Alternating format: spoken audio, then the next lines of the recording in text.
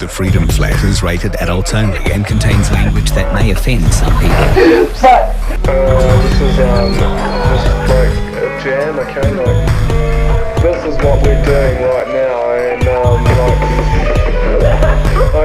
if you want to join in, man, like go for it, man. Like climb aboard, man. Like wow. We found out a few things from random people who visit us through here. Really? Like about how back in the 80s, if you guys started like a Freedom Flat because they wanted to try something. Really? They just basically made a flat where they said the only rule was there are no... There's birds in the front garden. Yeah, I think I was pretty young. I might have been gay. It was a little bit of an experiment. It wasn't that great. It was just the wrong time. It was just basically about freedom. Really was what it was all about. Really, I've heard it called the Freedom Flat. I mean, quite anti-authoritarian, really. Really. Varsity was just an excuse, really. We were there to have fun, man. Just a whole bunch of guys who were just from totally different corners of the world, really. I mean, really. The norm was that you could be who you were, and you had a chance to discover who you were, and people would support you to do that. really. Sometimes I find that I don't think about it because it's so good. It's not that life is bad, because life is great, but it would be good to be able to have more of that again. Really? Yeah. The flat was based on Pink Floyd. Pink Floyd was a big thing. That was more about the ideas. I mean, the music was great, and they took the ideas and they packaged it together in a way that really worked. But the ideas were really the thing with Pink Floyd. Really? Like The Wall. This person exploring the insanity of being a rock star. Really? I mean, that was just like really groundbreaking stuff, right?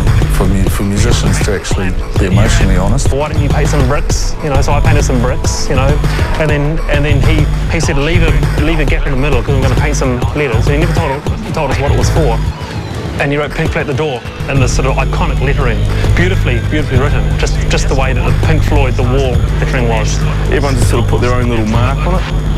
Like mine's like Mark Boyle 88. Joe had Joe with her little sort of peace sign in Yo, and Swanee had the way he wrote Swan whenever he did a bit of graffiti on stuff. And everyone's sort of identity was on the door.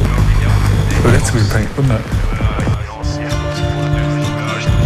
Music was the guiding force, or it was the real lifeblood of that flat. Really? It was a band called the Soul Miners. It was a shambles. It was a bit of a disaster. I wouldn't say musical.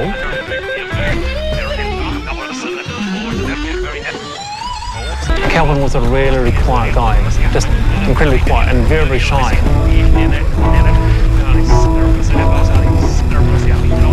Barry is mellow with a capital M. In a room where you go into, it was a beautiful galaxy. Really? Jack's a bit of a... There's all these different sides to him, you know, like the art and the music and the mind. He's got a really sharp mind. Jack was the philosopher with a wicked sense of humour. Jack was probably one of the key philosophers or inspirers. I do think in retrospect that it was an incredibly special time. It really was. It was a very deep time, and I've found myself remembering and not being aware of it, but sort of catching myself remembering sometimes how good it was. Really? The Pink Flat days were kind of a catalyst or a starter for a lot of change. And probably the most important one was to follow my heart, to follow my happiness.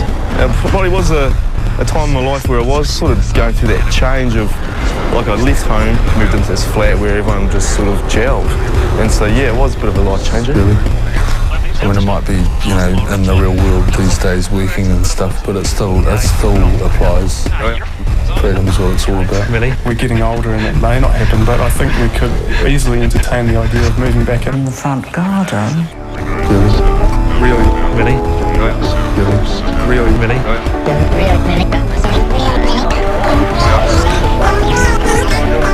Really?